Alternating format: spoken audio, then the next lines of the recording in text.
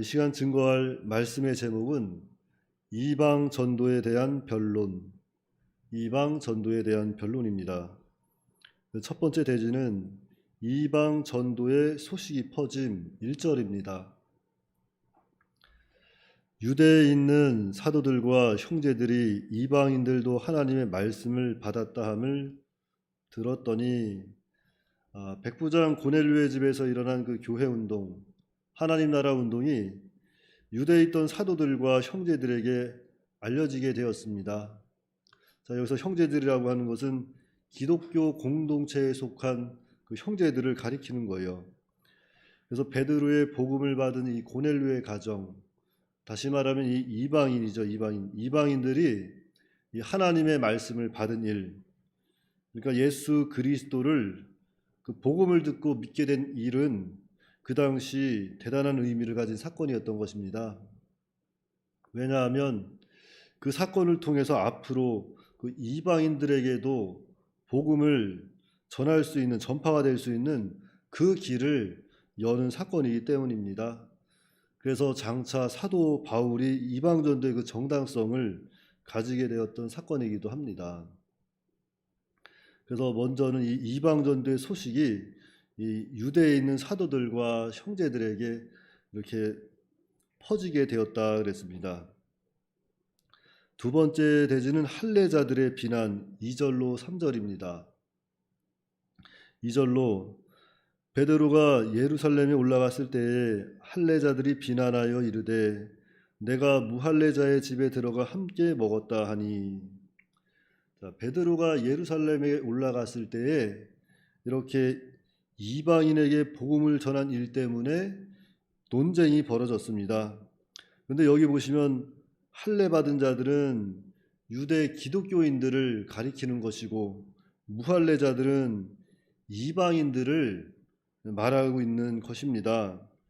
그래서 베드로가 예루살렘에 올라갔을 때에 이렇게 할례자들, 즉 유대 기독교인들이 베드로를 비난하는데 그 비난한 이유는 무엇인가 하면은 이방의 그 무할례자들, 그 이방인들 집에 들어가서 함께 식사했다는 것으로 인해서 이렇게 비난을 받고 있습니다. 왜냐하면은 그 당시에는 이 유대인들이 이방인과 함께 이방인의 집에 들어가서 식사를 하는 것이 유대교 전통에 위반이 되는 일이었기 때문입니다. 그 당시 그 유대인들에게는 그것이 죄가 되었던 거예요. 이방인들과 상종하고 이방인들 집에 들어가서 식사를 하고 이런 것은 죄가 되었기 때문에, 위반이 되었기 때문에 그 유대교 기독교인들이 베드로를 비난하였던 것입니다. 그런데 오늘날 교회들이 사실 이때처럼 전통에 매여서 진리를, 하나님 나라 운동이 교회 운동을 가리는 일들이 많이 있어요. 이 당시에도 예수님의 복음이 전해지는 것이 참 좋은 일이고 기쁜 소식인데 그것은 뒷전이고 그저 전통에 매여서 이방인 집에 들어가서 식사했다는 것 때문에 이렇게 비난을 받았던 겁니다. 근데 오늘날 교회도 마찬가지예요. 교회 안에서도 여러 가지 전통으로 인해서 진리가 가리워지고 교회 운동이 방해되는 것들이 참으로 많습니다. 아주 간단한 예를 들자면은 우리 교회 안에서도 이 자리 때문에 교회 운동이 안 되는 경우들이 많이 있어요. 어떤 분들은 그 자리에만 꼭 앉아야 은혜를 받는다는 그런 이상한 마음이 들어서 그 자리만 선호하는 분들이 있어요. 그래서 예전에 어떤 교회에서도 새로운 교인이 전도가 돼서 이렇게 교회에 왔는데 하필이면 그날 그분이 앉아 있었던 자리가 어떤 그 오래된 권사님 자리였어요. 그래서 그분이 이제 처음에 교회 왔으니까 또 열심히 일찍 와서 교회에 앉아 있었을 거 아니에요. 앉아서 이렇게 기도하고 있는데 누가 옆에서 발로 툭툭 치더래요. 절로 가라고. 예를 들면 이렇게 하는 거예요. 이렇게 툭툭 치면서 절로 가, 절로 가 이러는 거예요. 그래서 그분이 앉아 있다가 그래도 교회 처음 왔으니까 그냥 좋은 마음으로 그 뒷자리로 한 두 칸을 가서 또 앉았어요. 앉았는데 또 나중에 오신 분이 또 옆에 오더니 발로 툭툭 치면서 에이, 절로 가시라고, 내 자리라고, 절로 가시라고, 내 자리라고. 그래가지고 그분이 결국에는 교회를 왔다가 다시 교회를 떠난 일이 있어요. 그러니까 이러한 아주 잘못된 것들이에요. 아주 잘못된 일 때문에 하나님 교회 운동, 그 나라 운동이 방해를 받습니다. 물론 여기서 말하는 전통 같은 거는 오늘날 그 천주교 같은 경우도 성경 위에 전통을 두고서 전통 밑에 성경을 두기 때문에 이단이라는 소리를 듣고 아주 비질리로 나가고 있는데, 이러한 모든 전통도 그렇고 어떤 습관도 그렇고 우리가 고쳐야 될 건 또 고치는 거예요. 누군가 새로운 사람이 왔으면은, 교회에 왔으면은 높일 줄 알아야죠. 높여주고 그 사람을 맞춰줄 줄 알고 우리 한 공동체 안에 들어올 수 있도록 이끌어줘야 되는데, 그러지는 못하고 그 자리 하나 때문에 상처를 주고 내보내는 일들이 지금도 허다하게 많습니다. 그러니까 먼저는 우리는 하나님의 일이 잘 돼야 되는 것을 봐야 돼요. 하나님 나라 운동을 우리가 협력을 해야지 우리가 방해자가 되면 안 됩니다. 자, 그리고 세 번째 대지는 베드로의 변론, 4절로 17절은 이 베드로의 변론입니다. 앞장에서도 다 읽었고 오늘 다 읽어봤지만 베드로가 지금 변론하고 있는 거예요. 그러니까 베드로가 고넬료 집에 어떻게 가게 되었는지, 고넬료는 베드로를 어떻게 해서 청하게 되었는지, 그리고 고넬료 집에서 어떠한 일들이 있었는지 그 일에 대해서 해명을 하면서 오늘 17절 말씀에 그런즉 하나님이 우리가 주 예수 그리스도를 믿을 때 주신 것과 같은 선물을 그들에게도 주셨으니, 이것은 보혜사 성령입니다. 보혜사 성령을 이방인들도 믿음으로 받았다는 거예요. 그러면서 내가 누구이기에 하나님을 능히 막겠느냐 하더라.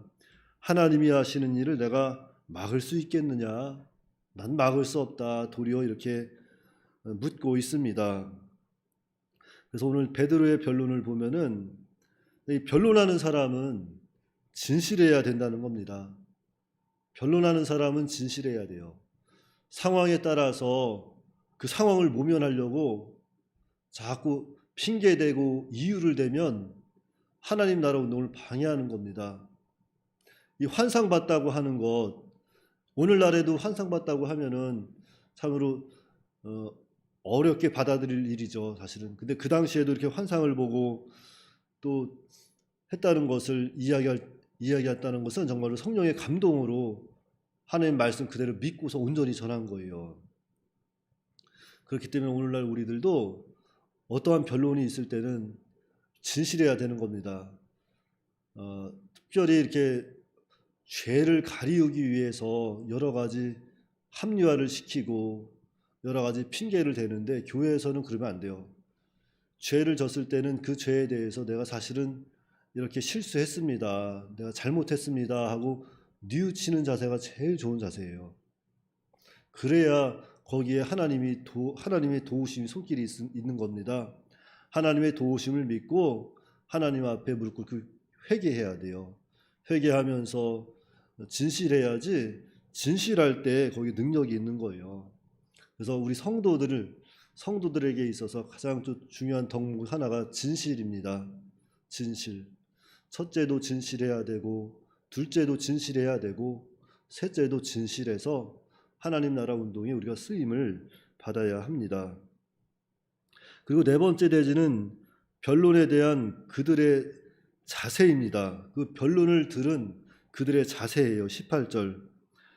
그들이 이 말을 듣고 잠잠하여 하나님께 영광을 돌려 이르되, 그러면 하나님께서 이방인에게도 생명 얻는 회개를 주셨도다 하니라. 자, 베드로의 변론을 듣고 그들이 잠잠하여 하나님께 영광을 돌리고 하나님께서 이방인에게도 생명 얻는 회개를 주셨다고 하였습니다.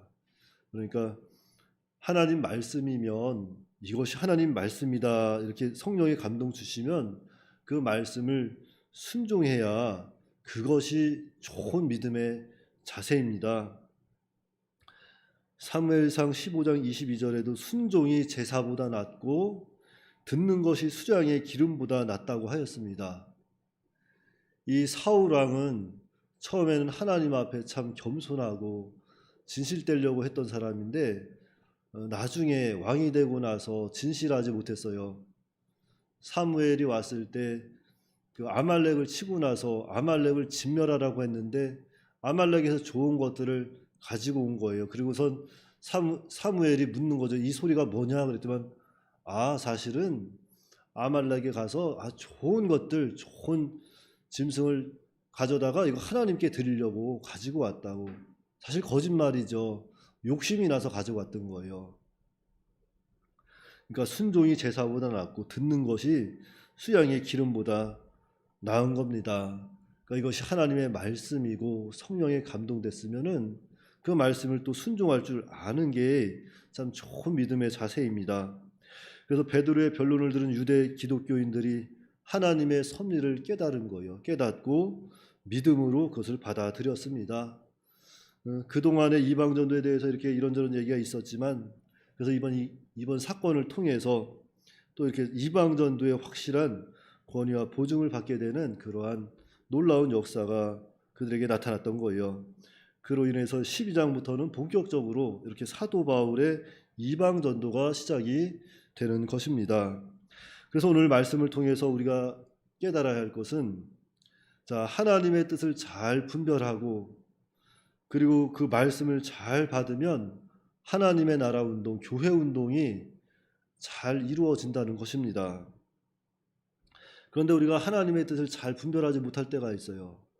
이것이 하나님의 뜻인가 아닌가 잘 분별하지 못할 때는 그 하나님의 뜻을 찾는 방법이 있는데 그 7가지 방법이 있습니다. 그 첫 번째는 하나님의 말씀, 이것이 하나님 말씀의 성경에 맞는지 안 맞는지 하나님의 말씀을 따르고, 두 번째는 성령의 감동대로 성령의 감동을 받고, 세 번째는 하나님의 섭리를 따라가는 거예요.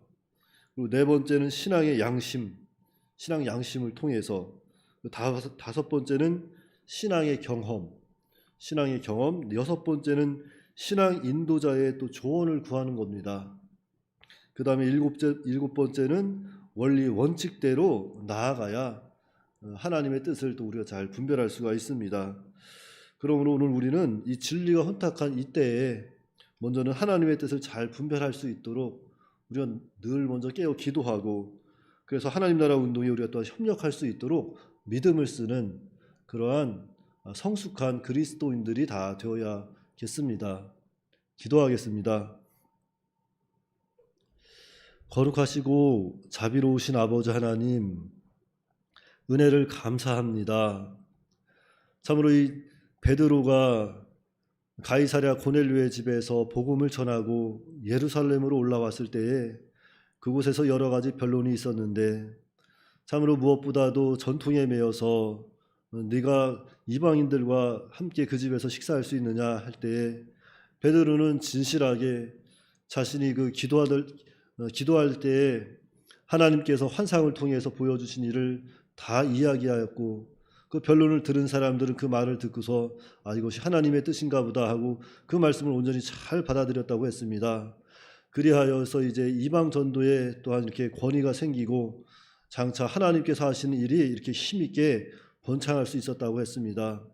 오늘날 우리 교회들도 이러한 전통에 매여서 또는 습관에 매여서 하나님 나라 운동을 방해하지 않도록 늘 깨어 기도할 수 있도록 도와주시고, 무엇보다도 우리가 우리를 통해서 하나님 나라 운동, 교회 운동이 진실되어지게 힘있게 이루어질 수 있도록 주께서 은혜로 역사하여 주시옵소서. 우리 주 예수님의 이름으로 기도하옵나이다. 아멘.